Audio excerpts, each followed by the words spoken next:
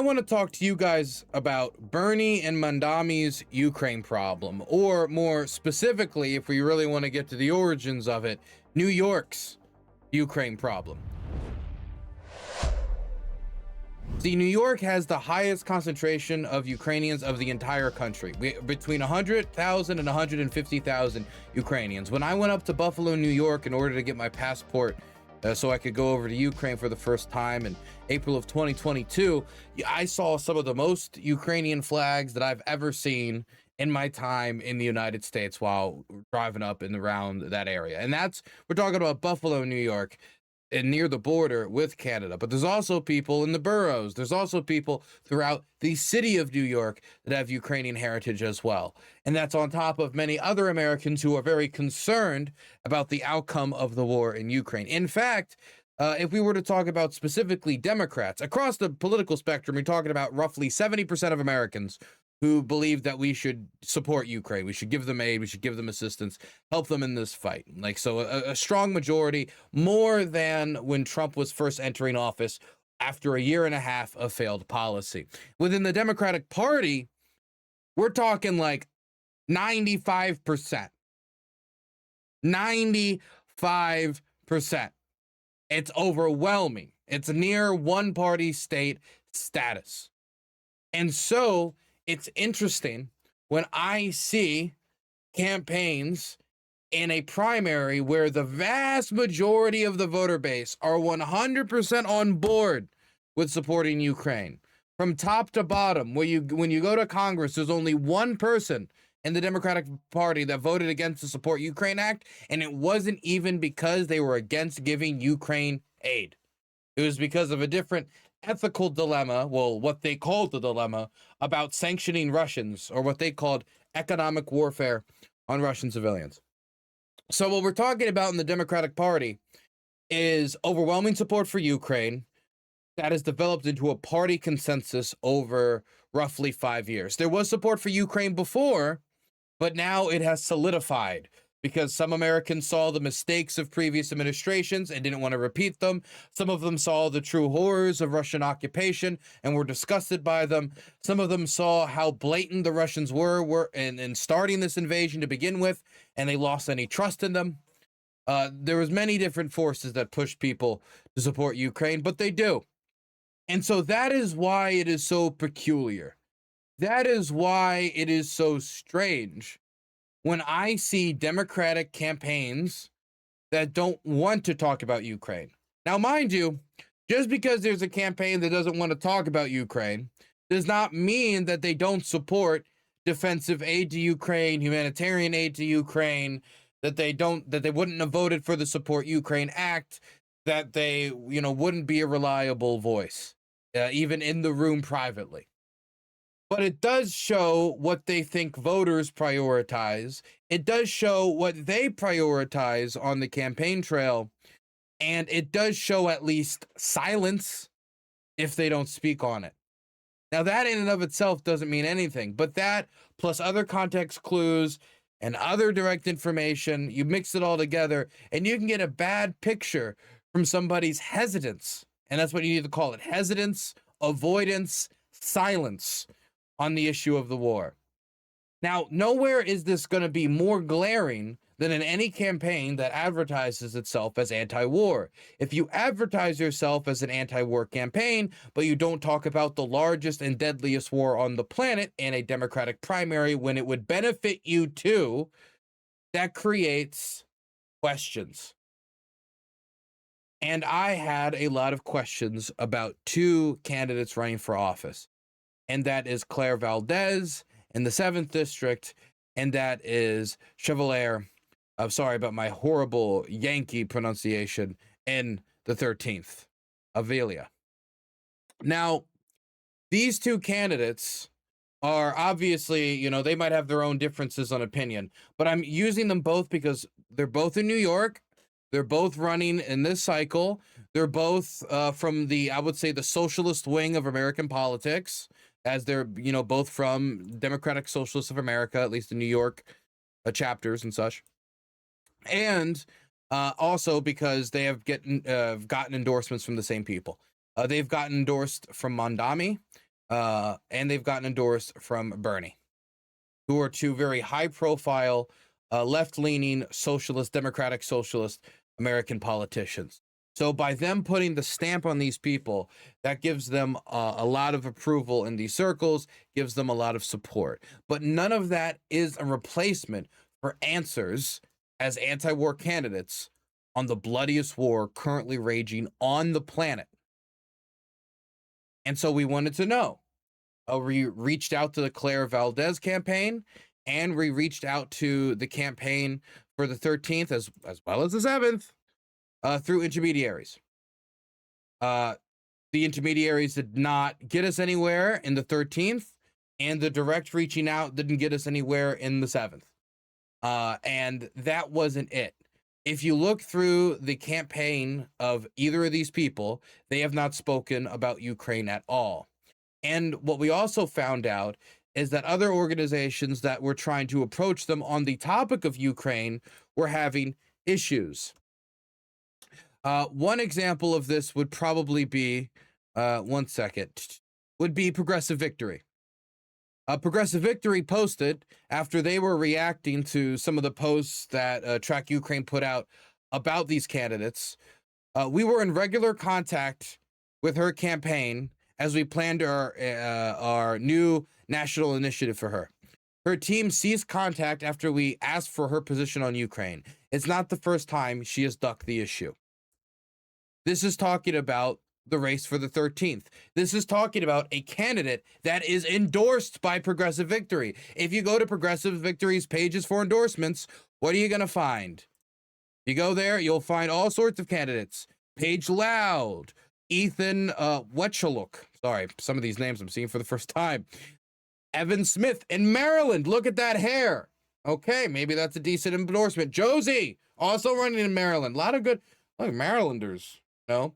You've got Abdul, you've got Corey Bush, you've got Hartzell, right, who will continue to engage in talks with here at Track Ukraine. We got Matt Fulmer. That was somebody we had on the stream talking about Ukraine here at Track Ukraine. You got Karishma, another person, Track Ukraine, talked to them on the stream. Heath Howard, that's another person who spoke to Track Ukraine and supported Ukraine very fervently, a socialist out of the great state of New Hampshire. You got Brand Lander, somebody who, as far as I know, is pro-Ukraine. Michael Blake, pro-Ukraine as well. And then you've got the 13th district candidate. And then you've got her. So what exactly is the position of this campaign? Well, let's start with the 7th district, because that's when Track Ukraine posted first. It was the 7th district candidate. So we'll start with the 7th district. So she has avoided the topic on the campaign trail, and she has only spoken about the war in Ukraine once. And we know that other organizations have tried to get her stance on the war in Ukraine. This isn't the first time that they've tried, and they were unable to get any agreement for a pro-Ukraine position or able to get her to put a thumbs up for Ukraine support.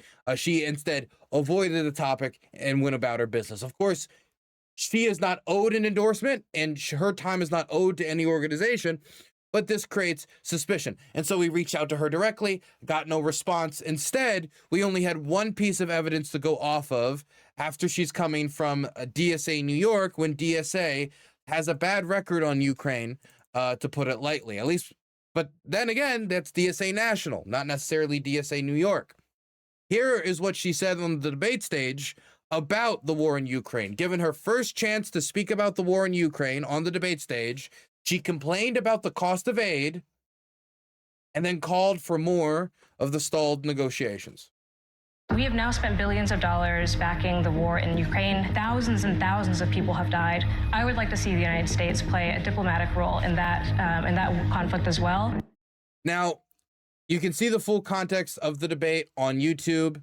You could just look up Democratic primary debate for 7th Congressional District. It should come up. You should see her opinions. You can see her main opponent's opinions, which Track Ukraine also listed their record on Ukraine as well. But considering this is the only thing she said, she won't respond directly to pro-Ukraine organizations that reach out to her.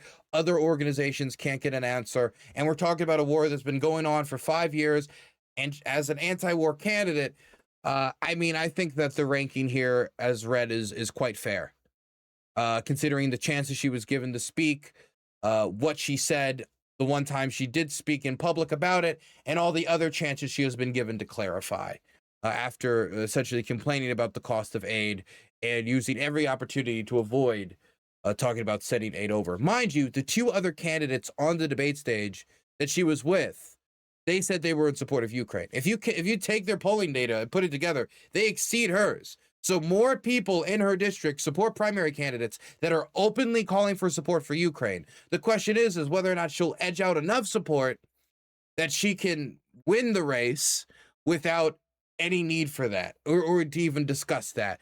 As, of course, Ukraine is not the first thing most people think about when they go to the voting booth. That's for the 7th district.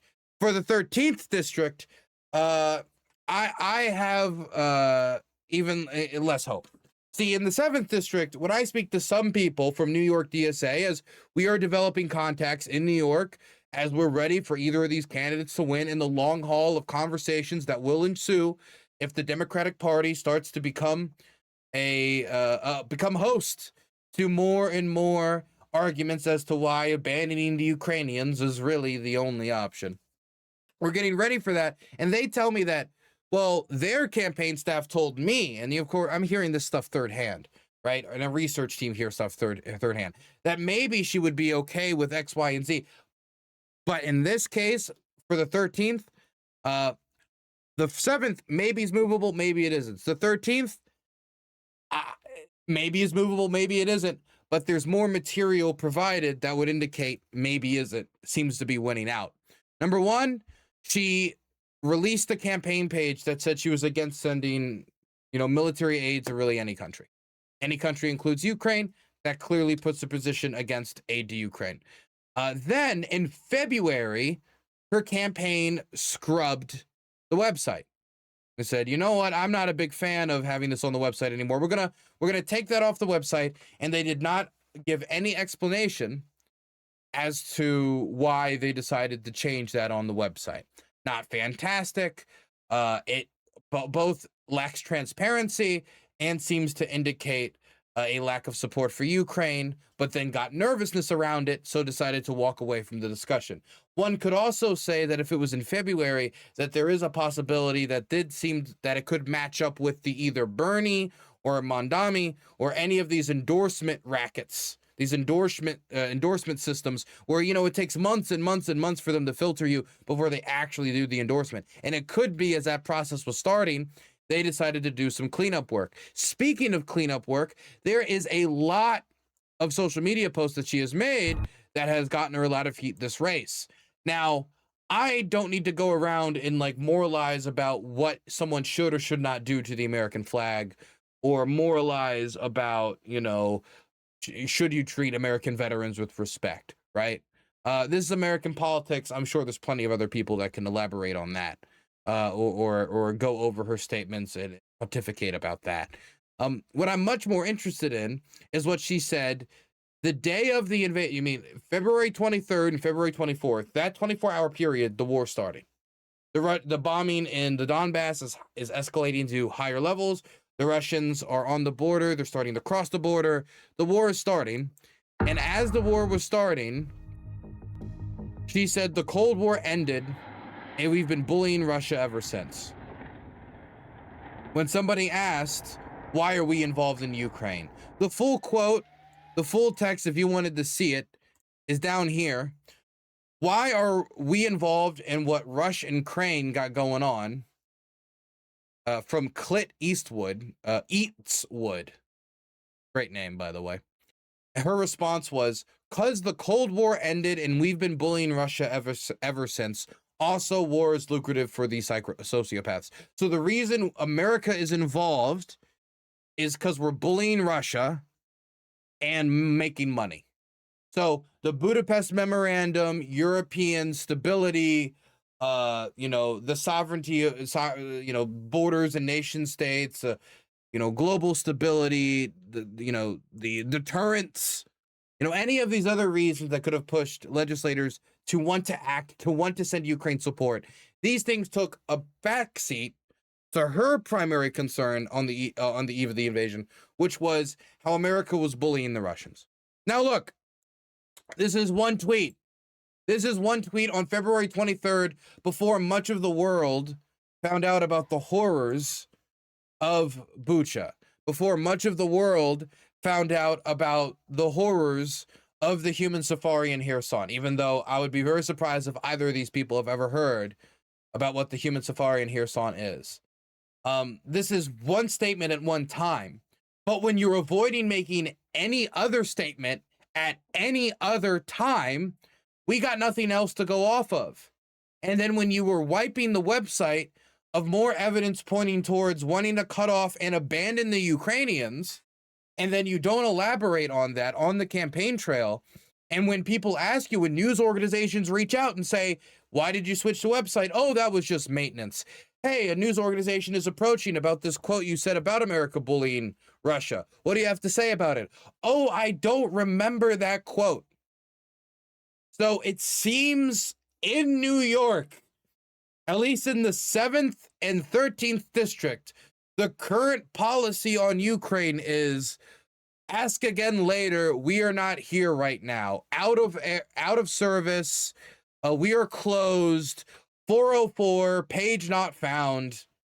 Just completely in the ether, completely in the darkness, completely in the dark on policy here. Mind you, this is the largest war in the world. And these are two avowedly anti-war candidates who make a big part of their profile image being anti-war. You know, you put it in the profile description, you put it on the campaign page. It's like really a big part of the campaign. But does being anti-war just mean stop sending aid to Israel? Or does that mean being anti-war? Because being pro-Palestine and anti-war, you can do that. But you can also be pro-Palestine and not anti-war. That's also perfectly possible for you to meet the standards in one conflict, but then want to perpetuate the war in Sudan, want to perpetuate the genocidal junta in Myanmar's butchering of the countryside, or want to, continue to allow the violence in Papua New Guinea to perpetuate itself, or of course, the war in Ukraine. You can have a niche conflict or a non-niche conflict, depending upon how much relevance it's gotten in popular media, that you've chosen to care about and not be anti-war. You're anti one place being bombed. That is also a position.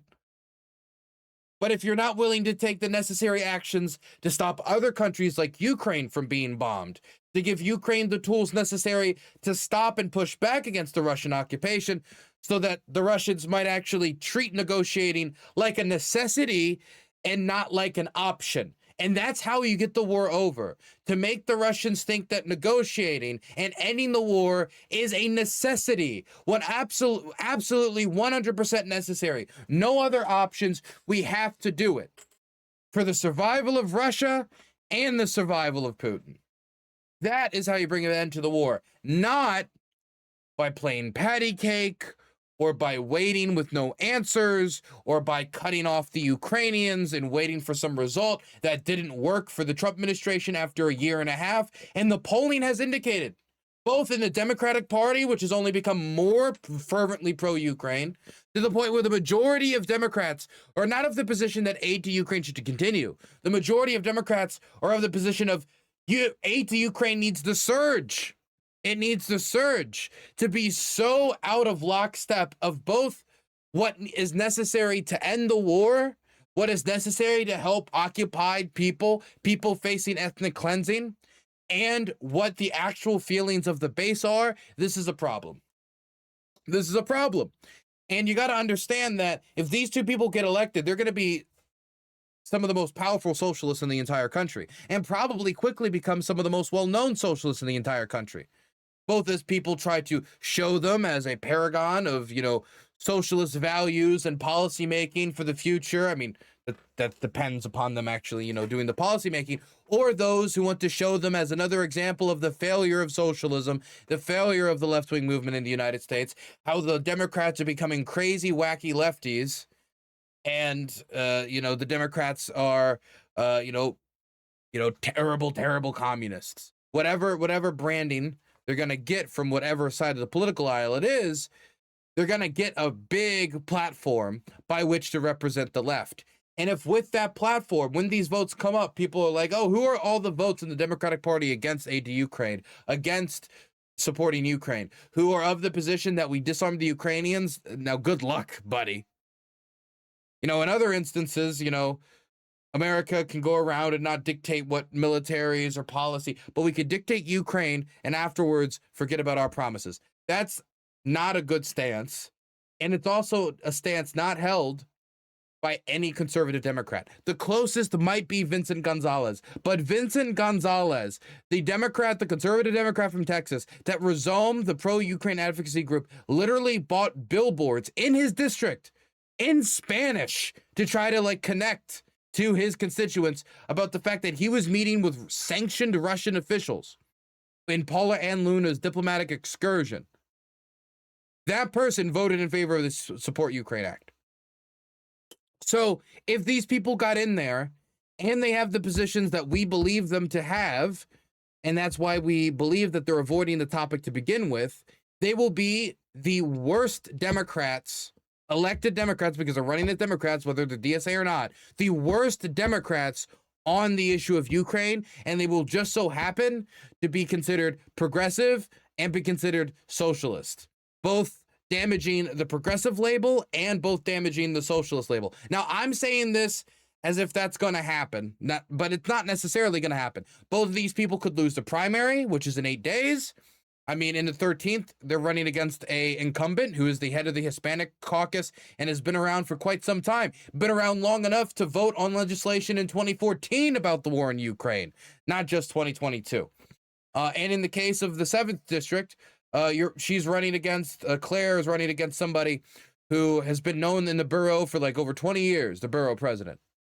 So there's a possibility that either one of them or both of them lose. But there's also the possibility, and I think one of them will probably at least one of them will probably likely end up winning. If they do win, they're going to become representations of the left. And if they go into Congress with that position, not only will that hurt the image of the left when it comes to whether they're genuinely anti-imperialist, whether they're genuinely anti-empire, whether they're genuinely anti-war, whether they genuinely have a policy solution for these things, or whether it's just all aesthetics and drum circles, and whether or not they're, pro-America or campist, which, isn't really something that I think is a debate, but depending upon how you advertise yourself could easily become a debate, especially in the case of the 13th district when she said something about, using the American flags to wipe whatever. You get the idea. Point is, you already got a big enough task ahead of you. Why do you need to make it that much bigger? As well as doing damage to the Ukrainians by doing, real political harm to the unity that Democrats have had on Ukraine.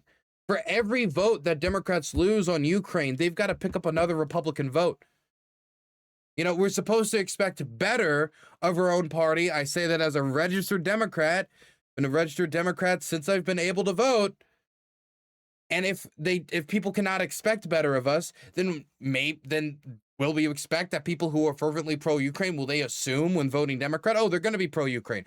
Or are they going to be like, oh, sometimes Democrats are, sometimes they're not? That's something that can hurt them with a constituency that really the Democrats should have on lock. An argument that the Democrats should have on lock. So it hurts votes in favor of supporting Ukraine. It does narrative damage to support for Ukraine. It creates more cover for more people to go against Ukraine, attack Ukraine, or to try to undermine Ukraine's support.